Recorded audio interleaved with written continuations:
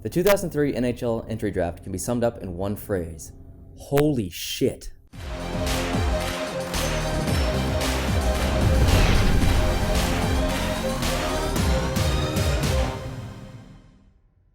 Hello and welcome to Post to Post, the channel where we discuss all things hockey. We're back today with another episode. Here's my friend Justin. Thank you for joining. Thank you. And we're going to talk about the 2003 NHL entry draft, which is, I think, probably the best NHL draft of all time, without question. It's almost not even debatable.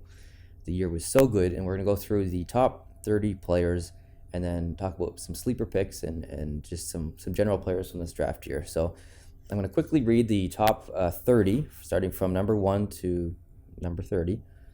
So drafted number 1 by Pittsburgh, Marc-Andre Fleury. Drafted number 2 by Carolina, Eric Staal. Drafted number 3 by Florida is Nathan Horton. Drafted number 4 by Columbus is Nikolai Zherdev. Drafted number 5 by Buffalo is Thomas Vanek. Drafted number 6 by San Jose is Milan McCulloch. Drafted number 7 by Nashville is Ryan Suter. Drafted number 8 by Atlanta is Braden Coburn. Drafted number 9 by Calgary is Dion Phaneuf. Drafted number 10 by Montreal is Andrei Kostitsyn. Drafted number 11 by Philadelphia is Jeff Carter. Drafted number 12 by the Rangers is Hugh Jesseman. Drafted number 13 by Los Angeles is Dustin Brown. Drafted number 14 by Chicago is Brent Seabrook. Drafted number 15 by the Islanders is Robert Nilsson.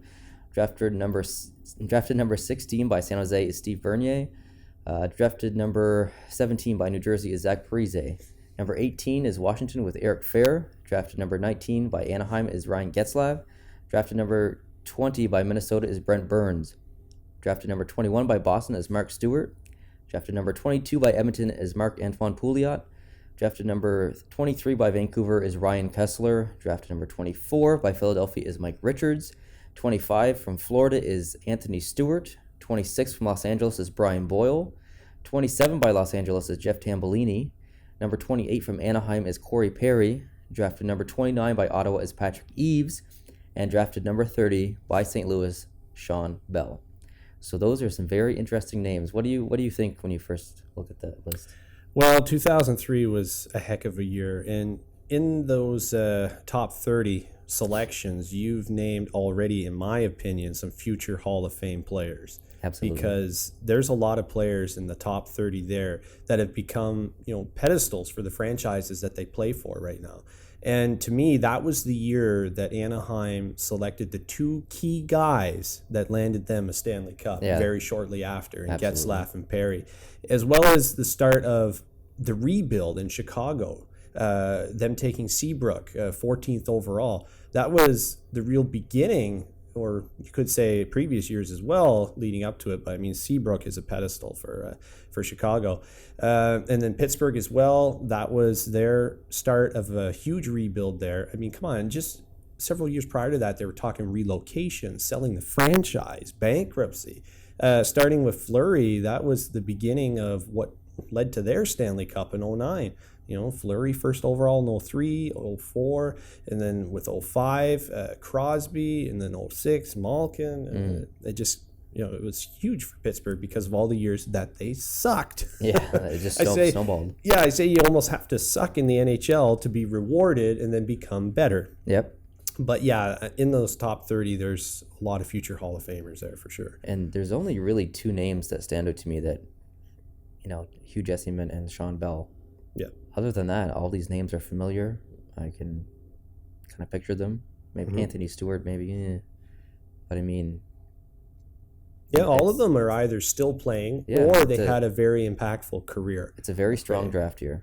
Yeah. And on any other year, a lot of these names could be argued to be a first pick. So yeah, it really could. I mean, Fleury is, I think, it was an absolutely, definitely great choice for Pittsburgh as first overall. But, I mean, just look at these names. Jeff Carter could have gone first. Ryan Suter could have gone first. Yeah. Brent Seabrook probably could have gone first, maybe. Zach Parise, Getzlaf, Suter. There's so many names in here. It's crazy. Yeah, and if we look at the NHL today, and we have the argument of, okay, who's the best defenseman in the NHL? Well, we look at Brent Burns. He was selected 20th overall.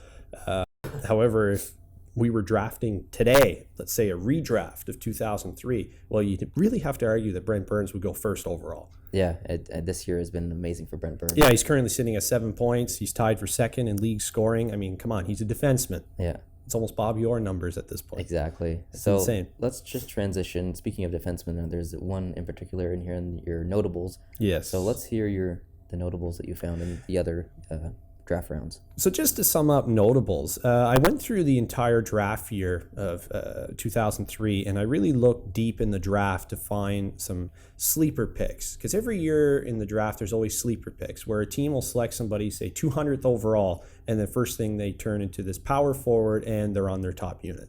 It happens. So 33rd in the draft was Louis Eriksson by Dallas. So not really a sleeper pick. He was still selected high in the draft, but he wasn't in the first round. So that's why this made the list. 45th overall was Patrice Bergeron. Great pick. 45th. That's crazy. 49th, Shea Weber. Yeah. I mean, come on. You can argue he's the best defenseman in the league. Yeah, he could have went number one. Could have went number one. 62nd overall was David Backes.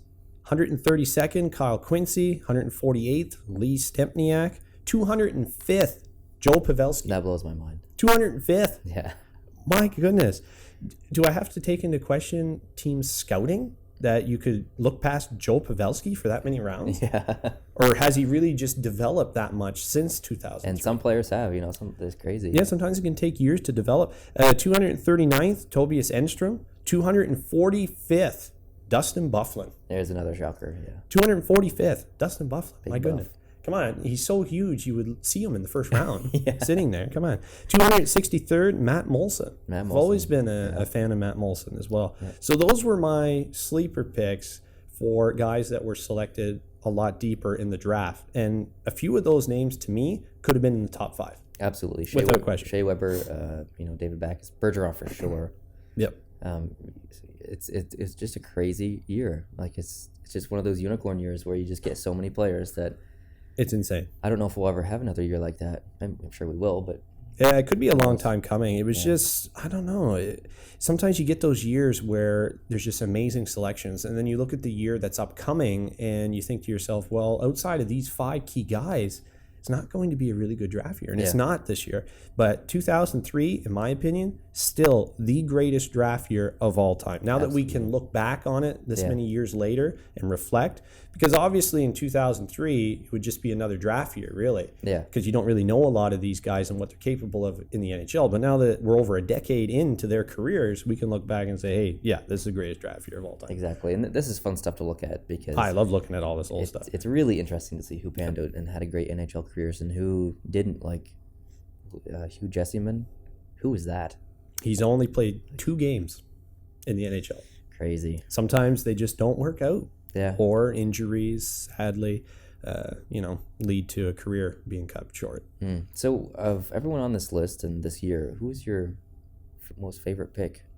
Like who's your... Yeah, no, I actually thought about this for a long time, and sadly it took quite a while because there's so many amazing players on this list.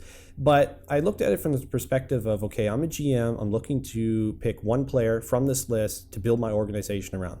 And that player, hands down, would be Patrice Bergeron. Yeah. Because to me, he is the best two-way forward in the NHL today, and he's always classified as the most defensive forward. Love Patrice Bergeron and what he brings to the game. Yeah, he's probably the best defensive forward in the league for the last at least 5 years. Yeah, currently sitting at 255 goals, 406 assists for 661 points for being in the league since, well, obviously 2003.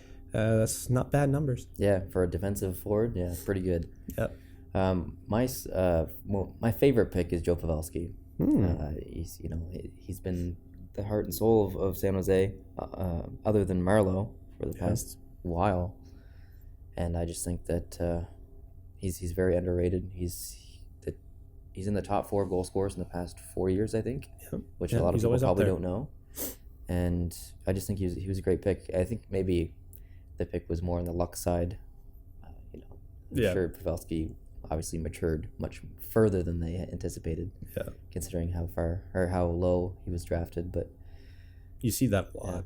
Yeah, you do. I won't argue very much with that one. I mean, I would take Bergeron over Pavelski, but that's just my own preference. I probably would too, but it's all subjective. Yeah, definitely.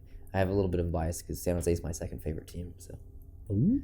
Yeah. Well, hey, maybe we'll see a rematch this year in the Stanley Cup Final. Yes, maybe. I'd be all hopefully for it. San Jose. Hopefully not for Pittsburgh. I'm sick of seeing Pittsburgh. So I'm not. Yeah, no, I didn't think so. Well, guys, thank you very much for watching this video, this episode. We really appreciate it.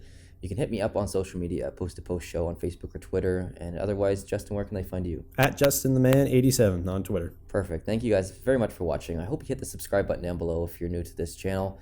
We're releasing videos almost on a daily basis, so we'd really appreciate if you join the family here.